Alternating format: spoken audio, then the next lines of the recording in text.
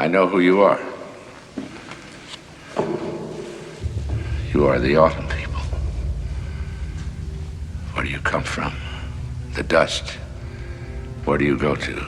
The grave. Yes. We are the hungry ones. Your torments call us like dogs in the night.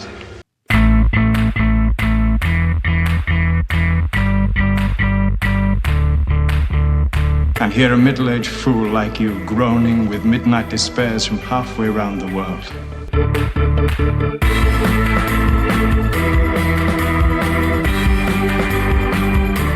Hello once again for an episode of the IMMP, the Inter-Millennium Media Project podcast. My name is Matthew Porter. And I'm Ian Porter. I'm his dad, he's my son, and we've watched a movie this time because we are still in the depths of October. Ooh, spookies. The time of the autumn people. Mm-hmm. And we haven't quite left the October carnival. We have not, because as we discussed last episode, we're doing the adaptation, or we kind of hinted at. We did. This is the 1983 dark fantasy film, Something Wicked This Way Comes, produced by Walt Disney. Yes, Walt Disney Pictures. Yeah. And if this happens to be your first episode of the IMMP, well, first of all, welcome. It's great to have you here. Glad you've joined us. But also, you might want to consider going back and listening to our previous episode first. Because in that episode, we talk about the novel, the Ray Bradbury novel, Something Wicked This Way Comes. And I have a feeling that a lot of what we talk about this movie is going to include discussion of what's different. What did they adapt? What did they change for the sake of the movie? So you might want to listen to our discussion of the book and then come back to hear us talk about the movie. Mm-hmm. I would definitely say so. But at the same time, I want to treat this movie just on its own as a piece of children's horror. Yeah. Which is a genre that I feel at the time in 1983 was one thing. During my childhood was a completely different, and modernly is a third thing altogether. Yeah, there are a lot of ways in which writers and filmmakers, there are some who really get how to make horror for children and some who don't.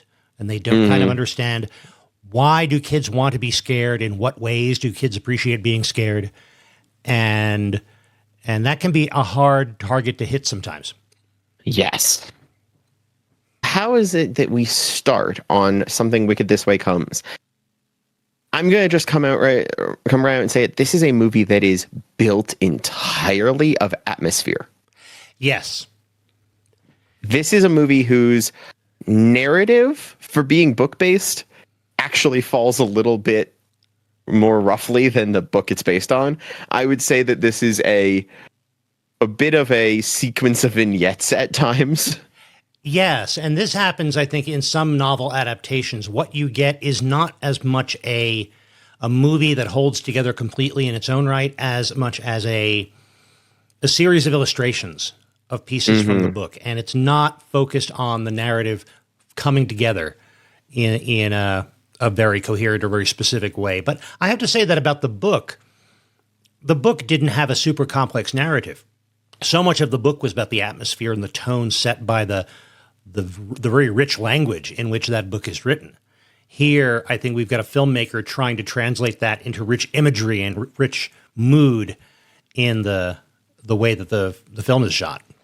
Yeah, Jack Clayton, who directed this, is doing the best he can with a screenplay based on Something Wicked This Way Comes by Ray Bradbury. And the screenplay itself was written by Ray Bradbury.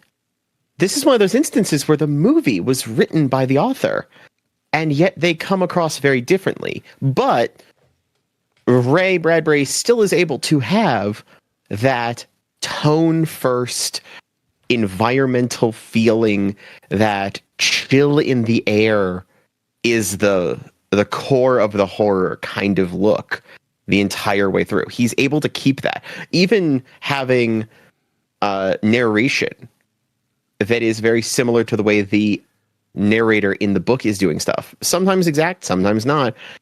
It's very cleanly, atmospheric in that sense. And this is an instance, I don't want to start with too much negative because there's a lot that I really, really like about this movie. But I think that there are times when a novelist adapting their own novel for the screen doesn't work as well as having someone else adapt it. And I think some of the reasons, and Bradbury did have some experience as a screenwriter, but he's primarily a writer of prose fiction. He knows this story so well, and he knows where it's going, and he knows what he wants to do with it. And therefore, he assumes that we're along for the ride and that we're keeping up with him in ways that a screenwriter coming to this fresh wouldn't necessarily assume. Somebody whose primary focus is on writing for the screen might have been able to take a story like this and put it on screen in a way that works better and that has a more powerful narrative and isn't just vignette after vignette. But then again, it's a kind of it's almost an episodic story in that way. So maybe that's how it would turn out no matter who is writing it. Some of the overall structural differences, I'd say, between the novel and the movie and about how it turns into a movie. But you're right. We should take this movie in its own right, for its own sake, as much as possible as well. Yeah. And it starts out with meeting our two boys serving school detention for whispering, which is a great way, I'll say, of giving us both of them and letting our narrator compare the two, and then showing the town and all the people in it and everything else. It's an excellent format of just kind of, the trip from school to home shows you everything, sets the entire place so well. And something else that first scene sets up is, as you say, they were in detention for whispering during class. Because these boys are essentially one. They are blood brothers. Everybody acknowledges that. They are so close. They can't spend a half an hour in school not communicating with one another in some way. But throughout the movie, whenever they deal with Miss Foley, the teacher, she refers to them as my whisperers. Either with scorn, occasionally with some affection, and that's sort of one of the ways they're identified as the whisperers. And I think that has to do with both the communication between them and the way they relate to the world around them. Yeah. It's kind of an eerie moniker for them. It is. And establishing the teacher early on, establishing all the characters, we wind up comparing them less to each other and more to the outside world. That single character aspect actually is very, very strengthened, I'd say. And so that makes later issues more vivid. Right. It's very much them against the world, and they are a unit. And that's how they work in the relationship with Charles Halloway, the father. Yes. When is he outside of their little unit? When does he become part of it? Does he become the person who's helping them as individuals and as their little unit grow? And that's sort of how he finds his way, is how he relates to them. And Jason Robard, I cannot imagine better casting for Charles Halloway than Jason Robard. He does an excellent job for this version of Charles Halloway. He has that haunted yet meek kind of combo. Right. And he's a very versatile actor, so he is able to play the person who feels more decrepit than he is, somebody who feels older than he is, who's very self-conscious, and yet he's somebody who can bring out that strength when he needs it. I looked it up, and I had to look it up, but yes, he had military service in the Navy, and you see him almost use that in his acting, because you can tell sometimes actors, especially in these sort of times, who have military background, which plenty did, right, in one way or another. But there's something about playing strength is physical in that sense. And this movie has a lot of physicality. That's an interesting point. Yeah. For good and for ill, I'd say. But it's physicality with our people, where it's Charles Halloway's hunched expression, kind of head tipped into his own shoulder. Hi, everybody.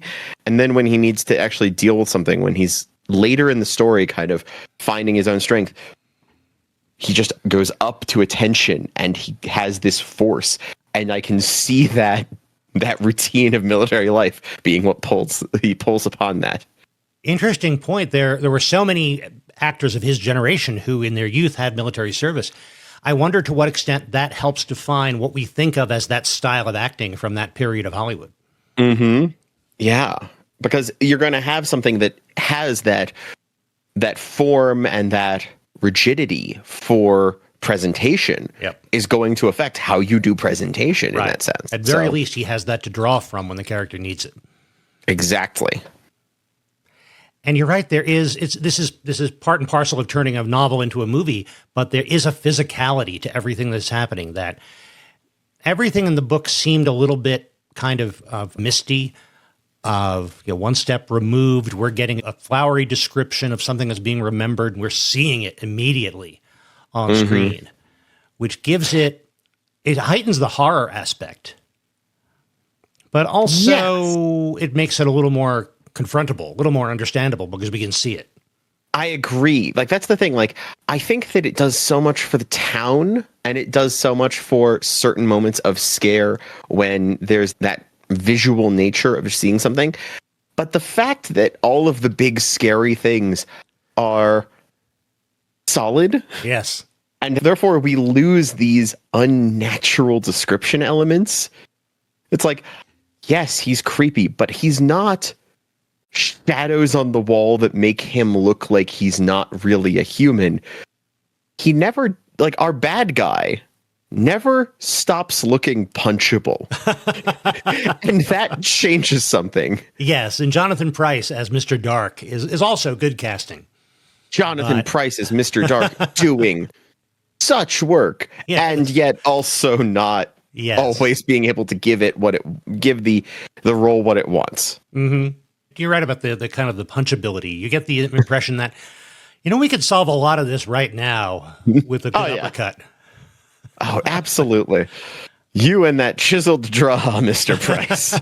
And yet Pryce gives him this air of invulnerability. He's physically there.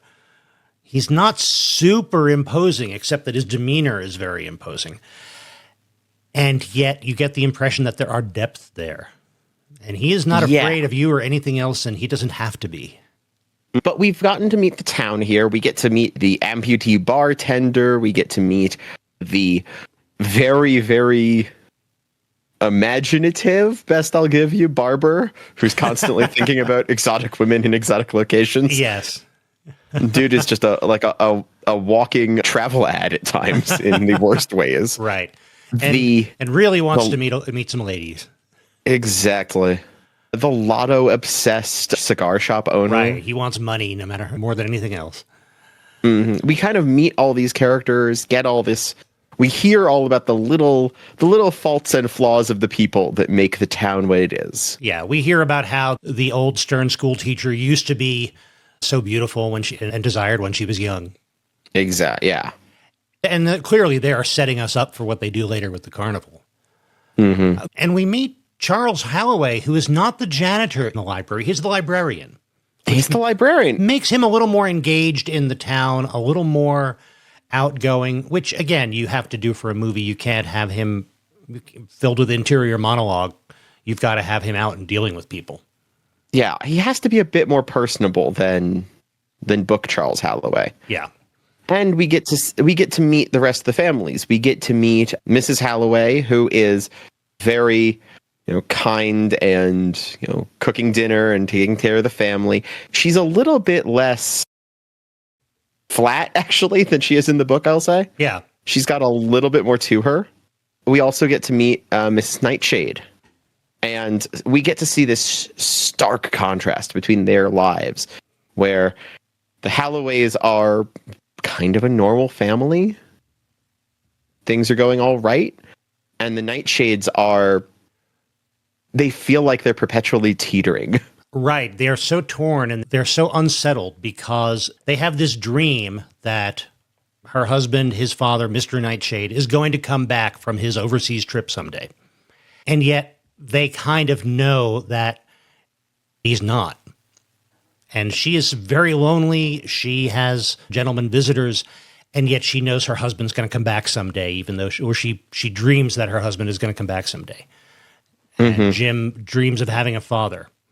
And this is where the start of the first supernatural element is really coming in. Yes. Because as this is all happening, into the town has arrived Tom Fury, the lightning rod salesman, who is very different in this story and a little bit more energetic and a little bit more approachable.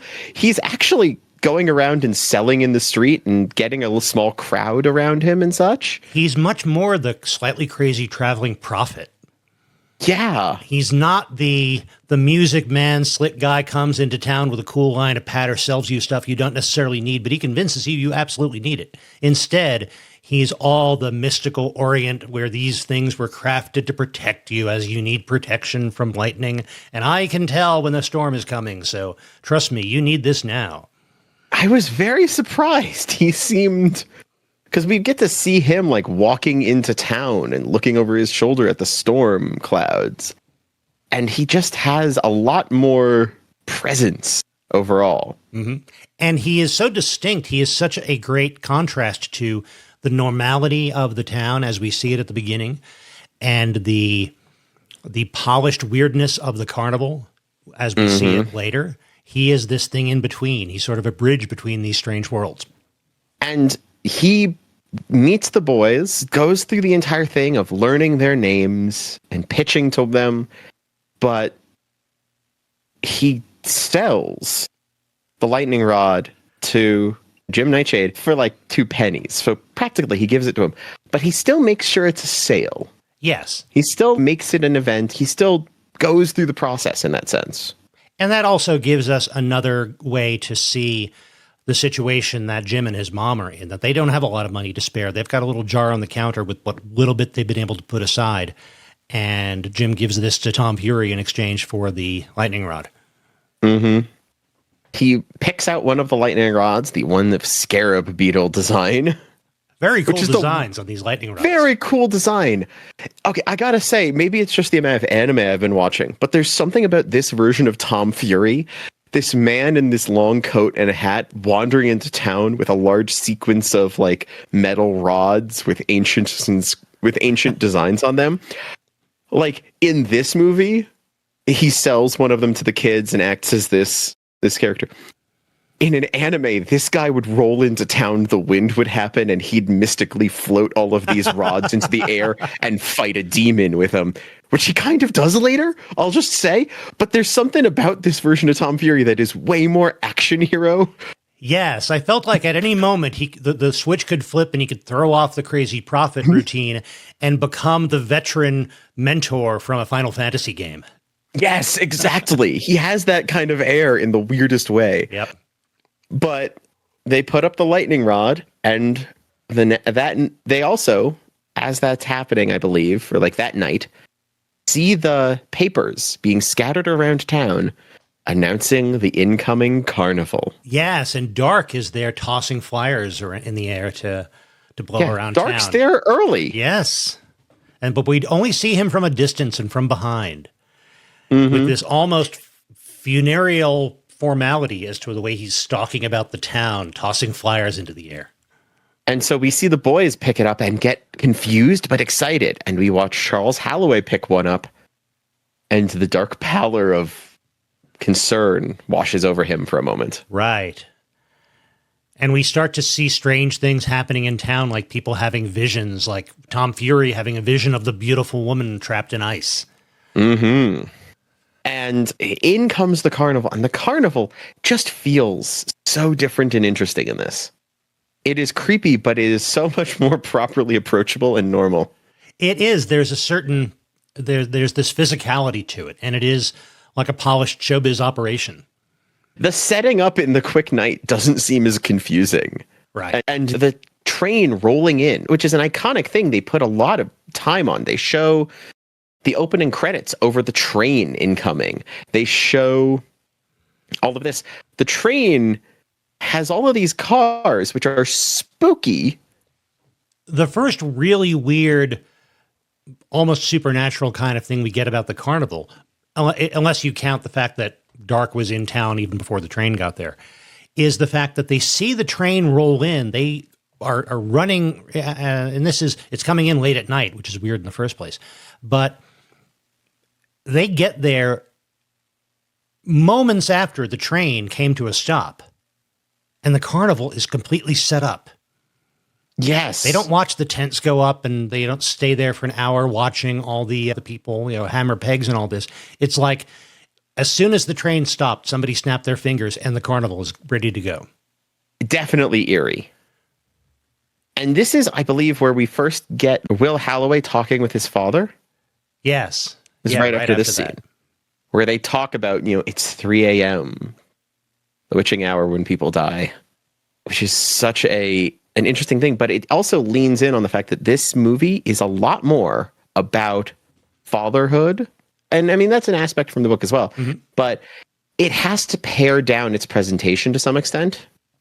Right. It has to focus more. And so it's a bigger emphasis to have the dad, the talks with the father and make that the point. And there's the discussion of like, I'm sorry for that time you were in the river and I didn't come get you. Right. Because you almost drowned. They don't have as much just a general regret of being so old and so many things he didn't do. And why didn't he have his son younger when he'd be able to be part of his son's life more? Instead, we get this very specific event, which I think was mentioned in the book, but this becomes so central because it gives us that one concrete illustration of what he couldn't do for his son, and that's the regret that he has saving him from this drowning incident. Someone else did. It was Jim's father, before Jim's father disappeared. That's who saved Will from drowning. Yes. And this has been a source of shame and regret for Charles ever since. So that discussion kind of hits a little bit different in terms of its placement and it being right after the setup. But before we've seen the carousel and the carnival in action. Right. Now, this is before they see the carousel and Mr. Cougar? I thought so. I thought that this was coming back from... Oh, right, because this was before the carnival really opened. The next day when they go back and they see the teacher has been a little bit dazed by the mirror maze and things like that. Yeah. And the now amputee former school football hero is doing the strength test, hammer swing, that kind of thing. And everyone's enjoying the carnival, going to it, seeing it. It seems so much more normal. And they sneak in to get a look at the carousel that's out of order, and that's when they meet Mr. Dark. Mm-hmm. And they show us a little bit of Mr. Dark as the illustrated man, and he's got the dancing tattoos on his arm. They greatly diminish that. We don't see a shirtless. We never see a shirtless Mr. Dark. He's always in the black suit and the top hat. Yeah, he's always still got the tattoos.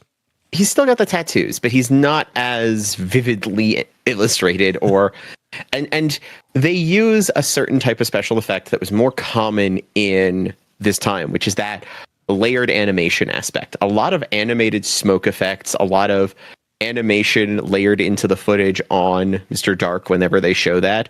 But I feel like their budget was limited in terms of its use there. Yeah, this was not a low budget movie at the time. I think it was made for about 20 million, which that's a pretty good budget in 83. But yeah, they relied a lot, and it was very Disney in that sense, in that when you need to merge the real world and something magical, you do it with an animation overlay. Which is a little bit distracting, but it works because it fits with the tone of the movie. I bet that if you did not show people like the opening, you just showed them the middle and asked who made this, they could guess it was Disney because it has a distinctly Disney live action animation for the magic feel. It does. And even the live action filming and style, it seems like a throwback to some of the 60s and early 70s live action adventures that Disney was doing so much of at the time. Very much so.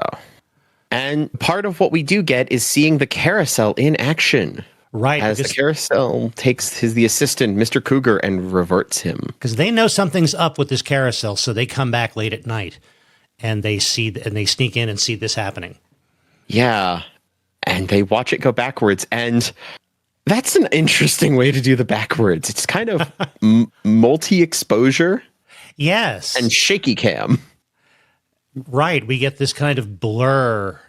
It's the kind of thing you do see in some time travel movies later on where things are blurring one to the other. And we see several actors who kind of look like Mr. Cougar getting younger and younger as they pass because they're running the carousel backwards. And some excellent doing that with like different hands. So you see the hands go from the larger to the smaller and the smaller to the kid. Oh, that's right. They do cut away and you see he suddenly has to put his feet up on the stirrups because his legs are shorter. Mm-hmm. And we end up with this little grim-looking redheaded kid who does look remarkably like a young Mr. Cougar. Good casting there. Remarkably like. I will say at this point, some of the costuming and such, there's something very like Dennis the Menace kind of about the costuming for kids in this. Yes. Some of these kid outfits feel off to me. I don't know why. They're very cartoony in its own way. There's a heightened element to make sure they look like kids. Maybe it's them trying to aim everyone a little bit younger, but I'm not sure. Right. And they never actually say, when this is set, but it has that kind of 19 teens or between the wars kind of feel. Yeah. It's kind of a generic early mid-century Americana. Mm-hmm. But Mr. Cougar is now a little boy and he runs off into town. So now the carnival has an agent changed and snuck into town. And this is also one of those moments where it's like, how we got to here? I checked the time and I was like kind of surprised. Like where this lands in the movie feels off because of the vignettes like nature of this, where it's like, oh, scene to scene to scene, we bounced from this. And the moving to the next as to why they head off to see Mrs. Foley afterwards felt a little off for that same reason, I'll say. Well, they chased the kid into town and eventually they found out that that's where he was, right? I think so. Because they noticed, because Mrs. Foley had talked about her nephew coming to visit her. That's why she had to get home. But then when they see these silhouettes in the windows, one of them is clearly the kid from the carousel. Yeah, that is why. Will just wants to go away, and Jim wants to go in. And he says it's because he wants to warn Mrs. Foley, but Jim calls him out saying, you just want to meet that weird thing that's in there. They're both a little bit true, maybe. Yeah, they're both a little true. That's kind of where we start to see that split between them come in more firmly, where Jim is pulled by this and Will is pushed by this. Right. Jim is fascinated and he's always wanting to reach in further, and yet he's not always honest about his reasons. And Jim is the one who points out and calls him out on that. It lets him know, I know what you're really thinking here. And once again, we see this kid who, with the makeup, kind of, he's a little kid, but he's got these dark circles under his eyes, and he looks like a little kid with the weight of experience that Mr. Cougar had. Yes. Very creepy. It's so well done, but so creepy. So weird. I'm trying to look up who the kid was. Brendan Killinger, who only has two credits, and this was his last credit. Good job. But he did good job. My goodness. Yep. He did amazing. And older Mr. Cougar was played by Bruce M. Fisher, who looks to be one of those, shows up in a lot of places. You've probably seen him somewhere in an episode of something kind of actors. Yeah, one of these character actors who's always in something, rarely in a lead role, but always in these key background roles or these key supporting roles. Mm-hmm. And for a movie like this, having good supporting roles in the cast of the carnival is important. Yeah. We have gotten to see a lot more of the background carnies. There's a lot more depicted characters because of that. Mm-hmm. And they are all over the place, and I can distinctly just see that there's more than one makeup artist making carnival people, because some of them have large prostheses and other stuff on them. Others have costuming decisions to be able to make them carnival people. But the variety is always, there's just always a new odd person showing up in the background as a carnival person in this rotating background cast, which sometimes makes the a little bit more crisp and able to slip into the normal everyday life of Mr. Dark and some of his closer associates more chilling. Yes, there's more of an operation going on here, and it gives you the sense that this is built over a long time. Yes. But they go in to see young Cougar, Yep. And instead of attempting to frame them for theft like he does in the book, he just like walks outside and follows them, then just quietly picks up a rock, looks at them, and smashes a window. And then runs away. Which is such a powerful, like, hey, watch this. It's more straightforward. I like it. It's so much It's more less complicated, less high stakes than the idea that they were there to... More believable than the idea that were there to rob her jewelry or something. Yeah. It's like, no, just property destruction. Yeah, a just lot more basic kid vandalism. Kid vandalism, but it was still like, it was creepy in its simplicity. Right, just this stark intention behind it. You know, I don't have to do anything fancy. I know what to do to get you guys in trouble. Mm-hmm. But this puts Will and Jim on the run. Yes.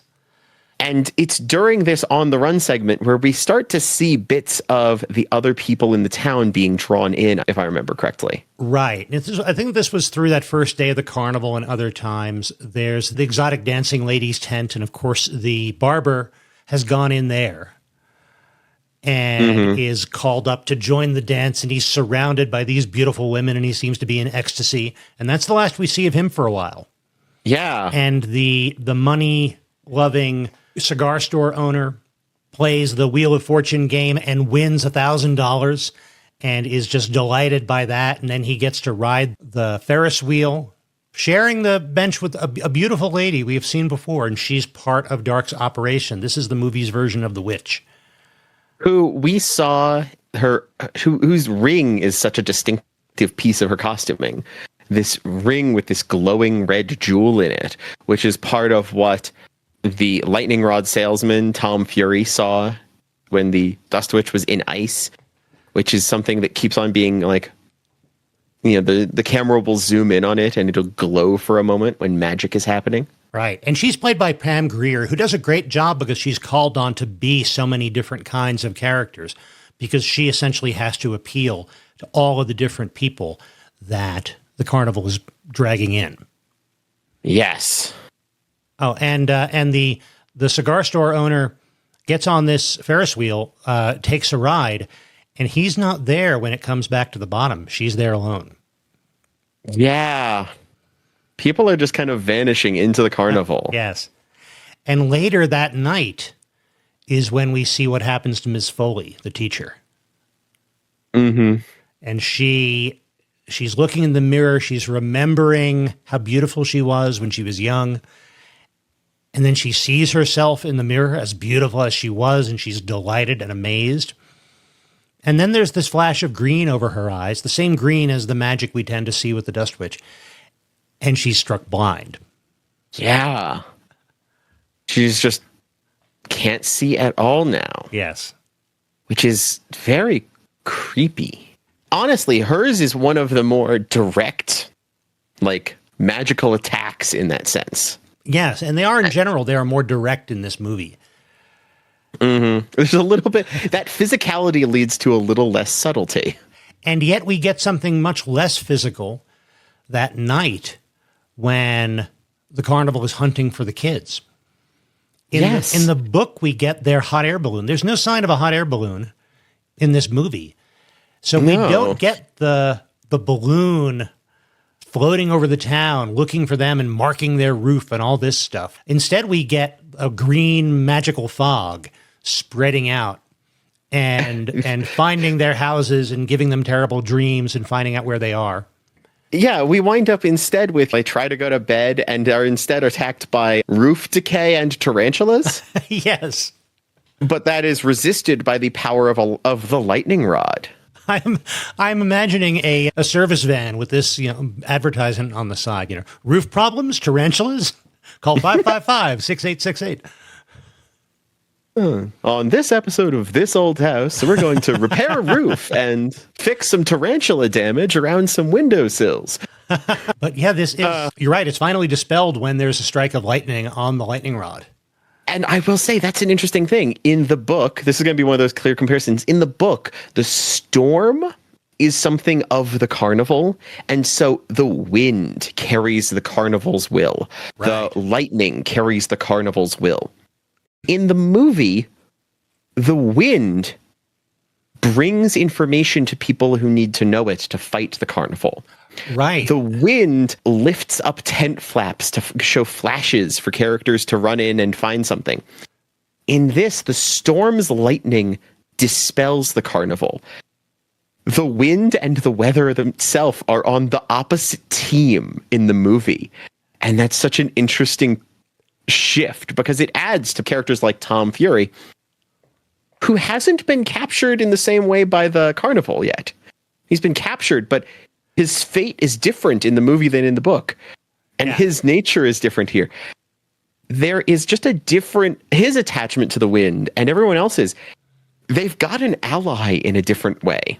Yes, and the storm is used to create a ticking clock for the carnival. Because you're right, Tom Fury is not transformed into one of the carnival performers. Instead, he is kidnapped and he is tortured because Dark wants him to tell them when is the storm coming and where. Yes. Because the lightning illuminates our true nature and the storm and the rain washes away our dust. They're afraid of the storm because the storm is, when it comes, is going to cut short whatever they're trying to do. And that's what Dark wants to know. So it makes a different role for Fury. It also sets up this ticking clock for Dark, that whatever he wants to do, he's got a time limit. And he doesn't know when this clock runs out. In the book, Tom Fury, the lightning rod salesman, was shifted and morphed into the very mechanical dwarf. Yes. Who was this like useful servant to Dark. And that was his fate in that sense. And the Mr. Electro was instead Dark's partner, kind of this power source running the carnival and making it happen while Dark was the one who could wander around. And in this one, instead, the Mr. Electro chair is the way to torture Tom Fury. And the dwarf is just a dwarf there who works in the carnival and is a little bit more exasperated and doing his day job. It's an evil day job, but it's a day job. There's a little bit more normalcy there, which is another odd element. And the next scenes that we get are very clear and very physical and very similar to the book in that they're very straightforward scenes in the book too, which is the parade coming through town, searching for the boys. And the boys hiding under the grate next to the cigar store. And Dark confronting Charles Holloway and having the pictures of the boys tattooed on his palms. Which is so weird. It's so nicely creepy. So nicely creepy. It's like, oh, let me remove my gloves. These jazz. It's like, these boys, evil jazz hands. I mean, that is an iconic look that is the poster itself. It's Dark with his hands out with the picture of the boys on it. It's such a perfectly creepy moment. Yeah, but eventually leads to Charles believing the boys and making the arrangements to meet with them after dark in the library. After dark with two meanings there. Oh, yes, that's right. and we do get a simplified version of all the research that Charles has done. It doesn't go back into antiquity and it doesn't get quite as metaphysical. But it's, this isn't the first time the carnival's been in town. My grandfather has stuff about this in his journal and all the terrible things. And eventually a big storm came and that's when the carnival left. And that's happened several times in recorded history of this town. But because we don't have an omniscient narrator, we don't go down and talk about how this has been part of human nature since humans have existed. And the carnival is an outgrowth of that. And it does mean that Charles Holloway does not get his Van Helsing moment. Not quite. In the same way. No. Because honestly, in the book, Charles Holloway, like the moment this is happening, he's like, oh, finally my special interest. and immediately has like the clock face of books around him in this, I'm prepping for things. You could almost imagine him sharpening like a stake to kill a vampire, kind of like serious mode drops over him to some extent. He doesn't have that in this. He kind of more eases into the hot tub of this is creepy instead of diving in. He doesn't get that. I've been training for this all my life. Exactly. And I feel like it does take a little bit away from Charles Holloway, but with the shift in tone, it's a lot more like I'm starting now. I'm figuring out what I can because my son is in danger and I won't make the same mistake again. That fatherhood core aspect is stronger in this because of that. Yeah, just as they've focused on this one pivotal point in their past, they want to set him up for a pivotal point in the future. And so we do get the confrontation in the library where the kids are hiding and Charles Holloway won't tell Dark where they're hiding. But we do get more focus on Dark trying to draw out Charles by promising him youth again. Yes. Telling him about the carousel and how we can bring you back. Give you the prime of your life again, make you 30. And then, essentially, he sets up a ticking clock for this decision. Every moment you delay telling me what I want, that's one more year I won't give you back.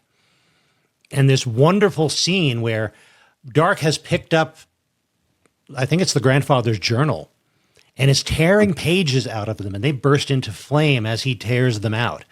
Oh, you won't tell me? Well, okay, 31, that's gone. 32, 35, that's still not so bad. It's the prime of life. Nope, 35 is gone. You better tell me soon. It's wonderfully creepy and terrifying. Wonderfully creepy. And at the same time, Mr. Dark has this long soliloquy. If it really changes how Mr. Dark seems to play, he's less of just a creeping terror made of the people. He feels like he has intent in a different way in this story.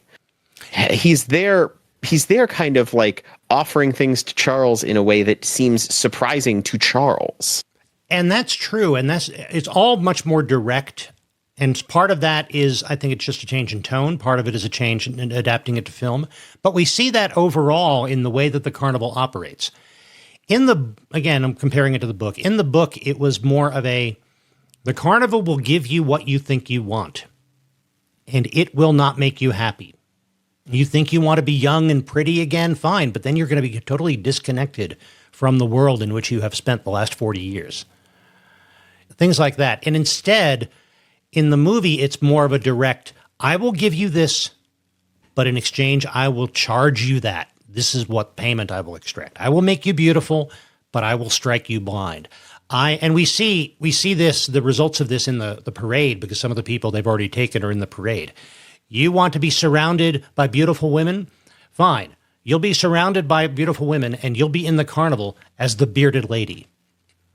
Yeah. You want all this money. You've accepted the $1,000 that the carnival has given you in its prize. In exchange, you're going to be part of the carnival as the native savage, who looks exactly like the cigar store Indian from the cigar owner's place. It's more of a transaction. It's not you're going to learn a lesson about what you really want. We've replaced the monkey's paw of the book with a Faustian bargain situation. Right. Very clearly, where that trade is the core, and that physicality I was describing before changes Mr. Dark from this entity of hubris to this man of magical offering. And it means that his creepy nature is much more in his words and those little fire tricks and such, these smaller but intense things, instead of being this room-filling, looming horror. Right. In the book, it was more, he found out what caused Charles distress and made him feel worse. Mm-hmm. And in the movie, it was more, I am going to offer you something. No, I'm not. I'm going to make you feel bad that way. And it also changes Dark's hunt for the boys a lot. As we've seen, as the stress gets to them, Will Holloway is much more ready to go to the authorities, go to the adults, get the help, work with that. He's reaching out to his father a lot, trying to make that connection in this time of crisis. While Jim, who doesn't have someone to reach out for, is reaching into that darkness of the carnival, reaching into this event. And it makes Mr. Dark hunting for them. And what he says to each of them as he looks for them in the library, very different. Mm-hmm. Because to Will, he's got much more of a punishment, danger. I've put your family at risk, Will. I'm going to get you. And yet to Jim, he offers this authority and power. I can make you older. You can join me.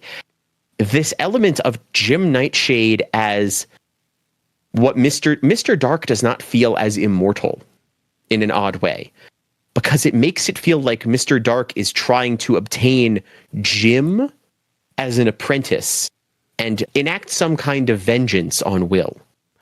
And that makes sense. And he's trying to trade the two of them in some way. It's like... Because Dark does work primarily by offering you what you think you want in both versions of this. Yes. And there's not a whole lot that Will wants that he doesn't have. He's got a nice life. He's a healthy boy. He's got his parents. He is looking forward to growing up, but he's happy to have that happen in its time. Whereas Jim has so little comparatively. He's always thinking about what he wants. Jim is the one talking about, well, nobody's going to take us seriously because we're not grown-ups. Mm-hmm. And my dad's going to come back someday. He is the one who wants things, which makes him a better target to be drawn in by Dark, because Dark can offer him things. He offers him a ride in the carousel. I'll make you a strong, fine man of 20, and you'll be a grown-up, and people will take you seriously. You can be my partner. It almost feels like it's in the book, I'm going to make that comparison again. We kind of keep doing this, audience. I apologize. We kind of warned you early. Right. In the book, Mr. Dark is an entity made of whatever this power is. Yeah. He is an embodiment of. In the movie, Mr. Dark feels like someone who was given that power in their own bargain as part of doing that. He feels more like a vessel and less like... He feels more like a vessel and less like an embodiment. Huh. And it gave, maybe it's that physicality again, but with the smaller actions, with the way he moves, with the way there is this, a man with power using it, not power taking form and creeping aspect going on. And that added to the Jim Nightshade as an apprentice, as the next vessel, as this continuation. There is a different hunger to the carnival's need for Jim. Well, not just to give Jim what he wants, but Jim has to be the object given to the carnival because they need him for later. Meanwhile, we don't need Will. Will doesn't have desires. Will doesn't have wants. Will is too light side, so we need to punish it because he's a threat to our power, and Jim could be the next holder of this power dichotomy going on. Yeah. So much more clearly. That's an interesting idea that Mr. Dark centuries ago wanted to be a powerful and important and respected or feared person in show business. Fine. Mm-hmm. This carnival is all yours, and you never get to leave it. You're traveling forever. Exactly. There's something more about that with the way it's presented. And they do a great job making Mr. Dark creepy, but they do that in these small things, such as when he's going to catch the boys. They don't show him climbing up. They just show hands reaching up and grabbing onto each of the books, not the shelves, and easing its way up in this. The close-up angle means that your mind implies the rest of it, and it's unnatural how he can move so high up to grab the boys from the tops of the shelves. Yes. In the way they showed him climbing. He's becoming weightless and spider-like when he wants to. Exactly. But he gets the boys, and he knocks Charles Halloway out and takes the boys back to the carnival. And he tells the Dust Witch, who's joined him in the library, give Charles a taste of death, and we see her casting a spell to slow his heart down. Not to kill him. Mm-hmm. His hand has already been damaged by the confrontation with Dark. But I don't know if death is particularly something we've seen Charles fear, but that's what they're using essentially to harm him further with his distress about his age. Yes. And so here's the moment when Charles has to face the magic being used against him. and fight back. And he does so a little differently in this one. He does. He doesn't laugh at the absurdity of it.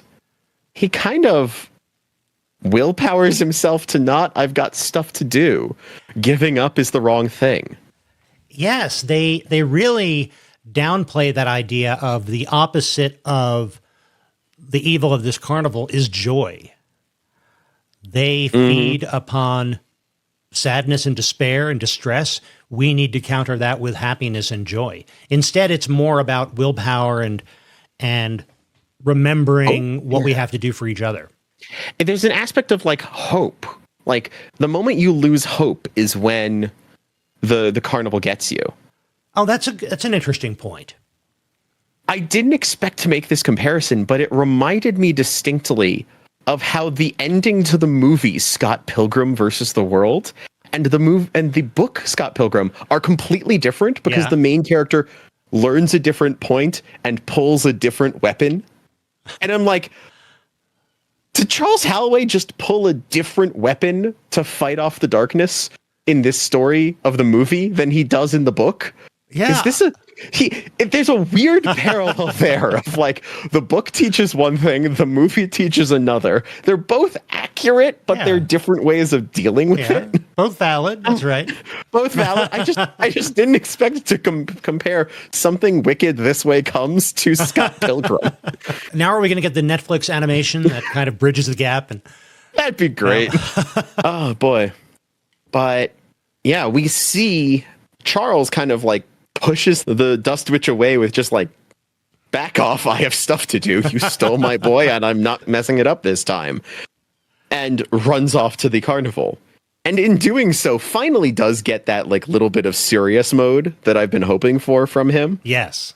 Which is very present when he just like catches Mrs. Nightshade trying to wander into the carnival because of a note she got. And he just like, your husband's not there. Go home. And that's just a little bit of an indication that, yep, they were going to get her too because they were going to promise her husband. And maybe they were going to bring her husband there or someone who was like her husband. Mm-hmm. And yet she would have to pay a terrible price for it. But he saves her from that. Yeah, he saves her from that and runs in. And the first place he goes is the Hall of Mirrors, which has gotten some show, but a lot less in this movie, I'd say. Right. I don't know that we saw much inside that before. Right. The Hall of Mirrors is just so classic Hall of Mirrors in many ways. Right. We did see earlier the bartender amputee football hero going into the Hall of Mirrors and seeing his reflection full and healthy. Mm-hmm. And later on, we see him as a kid. So he's somebody else who is like regressed to a prior point in his life, but disconnected from everything else. And now he's part of the carnival. Yeah. But we see a lot of the Hall of Mirrors now that Charles is in there, and this is one of the big confrontation scenes. Because Mr. Dark kind of shows everyone else's torments, and then, like, he just spells out what he's doing to everybody. Yes. Very clearly, very Bond villain-esque. No, Mr. Halloway, I expect you to collapse in despair. Exactly. Because he shows Charles the moment of not saving Will in the river on loop, and we don't get like the ages in different directions stuff you hear in the book and such. It's a lot simpler. It's a lot more overlaid footage tricks, but it's still an effective version for this version of the story. It is, and we sort of got the promise of youth again previously in the confrontation with the dark, so we don't get that again here in the Hall of Mirrors. Instead, we get him collapsing in despair. And then being saved when his son finds him and says, I love you, Dad. And that breaks the spell. Yeah. It's like, oh, you were too old to do anything then, and you're just going to keep getting older, so you'll never be able to do anything. Your son hates you for it. I love you, Dad. Oh, he doesn't. Punch. And that's all it takes. It's got a very Doctor Who or Twilight Zone moment kind of feel in that Hall of Mirrors. Yeah. Both in terms of the budget of the scene and style, but also the world is telling the absolute opposite story than what the bad guy's telling you, and you just have to observe it kind of element. And we also get Tom Fury turning into an action hero warrior. Yes, because the storm arrives. Yes. And it strikes the carnival and strikes into the chair that they put Tom Fury in. And instead of roasting him, it charges one of his lightning rods with glowing green energy. And he pries himself out of the electric chair, grabbing this still lightning-infused rod, and he just barrels into the Hall of Mirrors and stabs the witch with some sort of glowing lightning blade. Yes, I mean, Tom Fury is suddenly living up to his name. He's like Zeus. Exactly. And previously, oh my goodness, the beautiful woman, the witch, has been the carrot. The torture was the stick, and she, as his bride, was the carrot as they were attempting to persuade him to tell them exactly when the storm was going to come. And now he's the one who takes down the witch. And we save Will, but they need to go save Jim, who's been put onto the carousel. Yes, and this is where we get that last carousel scene. As the carousel starts up and is going to age Jim up, Charles runs in with Will, and they pull Jim off of it, if I remember correctly. Right, they get him off the carousel fairly easily just by reaching out and grabbing him. But Mr. Dark walks in from the center onto the carousel to try to stop them. Right, so he's now, and he gets like his piece of clothing stuck on one of the horses. And meanwhile, the lightning is striking the carousel and causing it to go haywire and run forward. And faster and faster. So we get to see Mr. Dark aged 1,000 years or whatever it is until he's practically dust. And that's one of those things where he's a lot more mortal. He's a lot more vessel in that way. Right. Where the fact that this hits him and ages him, and the fact that the storm is on our hero's side, not on the carnival's side in this version of the story. The whole, oh no, Jim's dead. No, he's not. He's a whole lot shorter in this ending of this movie because there's not as much to do. Right. But there's a little bit more like, no, you've got stuff here. You've got family. It's just not your dad. I'm here. We don't count him out yet. He's fine. Be happy. Enjoy your time with him. And laugh and be delighted. And this is where we get the little bit of they feed on despair, so we have to be happy and laugh and dance around. Mm-hmm. Yeah. It's kind of, it seems like an afterthought and it's not explained very well. It just seems like Dad's been through a lot. Yeah. Dad's had a rough day. But he cares about me and he cares about Jim. We're both his sons in that sense. Jim's just like, oh, you think of me as a son? Thank you. Is that guy aging to death? Let's get out of here. And we get some cool early 80s effects of this giant whirlwind in the sky that pulls all the bits of the carnival up to it. I'm sorry, what? We talked about the storm being on our hero's side this time. That includes cleanup duty. Yes.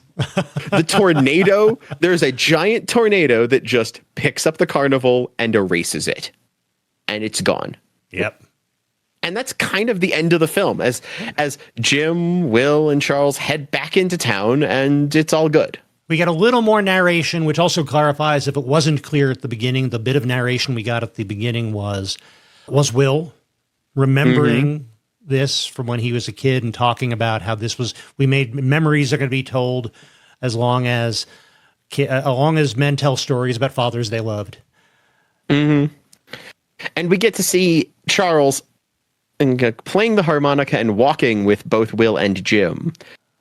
And he's got more pep. He's not given into old age the way he had. He's got more pep. He's showing... He's holding on to Will tightly, but he's showing what he's doing and kind of playing with Jim's more adventurous, active nature as well. Yep. He's treating them both well, and they're both there with him. And it ends on that very nice, bright, happy note. And Jim, just with the body language and such, Jim seems to be happy to be with him and spending time with them, as opposed to that slight bit of resentment that Will has his dad and Jim does not. Exactly. We saw earlier, really early, this is going back, Jim always was bringing up his dad whenever Charles Halloway was around, kind of trying to I've got one of those too. Right, yeah. No, now he's like, no, I've got, Charles is acting as dad. I can treat that. I have a father figure. Yeah, before that, Charles was nothing but a reminder about the fact that his dad wasn't there. I think we're going to be leading into final questions in a moment there. Yeah, I think we're leading into our final questions. But before that, stay tuned for those final questions. But first, if you are enjoying the Inter-Millennium Media Project podcast, if you want more of it, please go to IMMproject.com. That's where you'll find all of our back episodes and where you will find a link to our Patreon if you want to support us there, and you'll also get more bonus audio content. A link to our store if you want t-shirts and coffee mugs and all kinds of other fun things. You can find those there as well. And you'll also find our contact page. You can reach us on Discord. You can reach us by email. You can reach us by genuine physical U.S. mail, just like in the time of Something Wicked This Way Comes. Don't send us any carnival flyers. Well, actually, no. Send us carnival flyers. They're cool. Yeah, they're cool. But we'd love to hear from you there. We'd like to hear from you about what you thought of this movie, what you thought of this book, and any other suggestions you have for things we might treat on the podcast. Exactly. We'd love to hear it. We'd love to be able to share. We'd love to just, chat with us about things we've watched and things we have not yet. And if you do write to us, just let us know if it's okay to read it on the podcast. We'd love to do that. Mm-hmm. Ian, where can people find you? I can be found as Item Crafting most places, be that my Item Crafting Etsy shop or Item Crafting Live on Twitch. I'm going to be streaming more games, especially here in the spooky season. So come on by, say hi. You might catch me playing something. You might catch me making something. And you can find me at bymatthewporter.com. That's where you'll find links to whatever I'm doing online. And that includes bymatthewporter.com on YouTube, where you will find some travel stuff and a whole lot of movie and movie theater reviews. Mm-hmm. So, final questions for the movie Something Wicked This Way Comes. Yeah. Screen or no screen? As fun as it was, this movie didn't grab me as much as I hoped it would. And I mean this I have a very odd litmus test for that. I should not have felt as okay as I did to pause this movie in the middle of Mr. Dark in the library and go get myself a peanut butter and jelly sandwich as I did. The fact that scene, as creepy as it was okay to pause and get myself a sandwich, I felt like it wasn't a good sign for the film. And so I'm saying a no screen just because it does not hit as hard as it has promised to. It was fun, it was interesting, but it does not land as solidly. It does not stick the landing, and I want it to be able to do better. If you want to put this movie on in the background of your Halloween party as part of whatever your set is, that's great. It's great for that sort of stuff. But as a children's horror film, it's not great. And honestly, I don't think it fits with what people are looking for in this modern era as much. I have to agree. I think there are some things that are done so well. Some of the casting is great. But as a film, to sit down and watch it beginning to end, it is not that compelling. Mm-hmm. So I think you're right that putting it on as background video for a Halloween party, that could be really cool. Just skipping around to see some of the particularly interesting scenes, that can be really cool. Mr. Dark and his evil jazz hands. Yes. But I really don't recommend it as a screen if you're looking to sit down and watch a movie. I say on the screen. Which is kind of disappointing. Yeah. It has so much promise and then didn't quite. And that brings us very nicely to our second question, which is a little complicated given the fact that this is an adaptation of a beloved novel. Mm. Revive, reboot, or rest in peace? Revive would be something within the same continuity, like a sequel. I can't really see that working. No, me neither. Especially with what this does, which is kind of de-ancientify the dark evil of the carnival. It makes it harder to say, oh, show us the early days of the carnival. Show us the previous times when the carnival ran through the town. No, I can't. The carnival's a little too much this object, this thing. It doesn't have that looming nature in the same way. But my response is reboot. Yes. Or readapt, I guess is more specific. I think there's certain things about the visuals that this movie did right. And I think there's plenty that this did wrong. Mm-hmm. And I think the book showed so much promise. And the fact that this movie worked in the ways it did shows that it could have been adapted well, which is odd to say for a screenplay written by the author to say that it didn't adapt as well as it should have. Yeah. But in that same way, the author knows what's coming. They didn't adapt it the way someone who starts fresh churning through a piece of media and turning it into a thing will do. And someone whose career focus is putting things on screen. Exactly. We mentioned before the budget for this was about 20 million. It only made 8.4 in box office. This was a flop. Yep. But that also means it's not like this is a grand staple of the adaptation that would prevent the other one in comparison. No. And I feel like modern CGI would do wonders. Especially because you can lean creepier nowadays than you used to be able to. This is a certain kind of, I want to call it, looming creepy horror for kids. Mm-hmm. And this is the sort of stuff that I also saw at the tail end of in my youth. Goosebumps books and such, which didn't draw me in, but drew a lot of people. It has that same sort of feel. Modern children's horror has gotten so much weirder and darker. Yes. Modern children's horror is, Five Nights at Freddy's. Bodies of dead kids stuffed into animatronics and possessing the spirits of those in order to continue the murder rampage. It's so much weirder. Even for younger audiences, we are 15 years after Coraline, the movie. Yeah. There is more you can do with horror for kids than you would in the 80s. And the CGI that we've got, the video editing techniques we've got, I think actually will lend themselves better to this kind of creepy than we have. Show me the library scene. Even take the same library scene out of this movie, but add some computer-generated shadows on the wall behind Mr. Dark when he moves past a lamp. Yes. That are not his shadow, but are something bigger and twisted and creepier. And that same scene will have that unreality, that de-physicality of this unnatural thing in a way that the book had, because the book was always just telling you. And the movie didn't, because the movie showed you it wasn't there.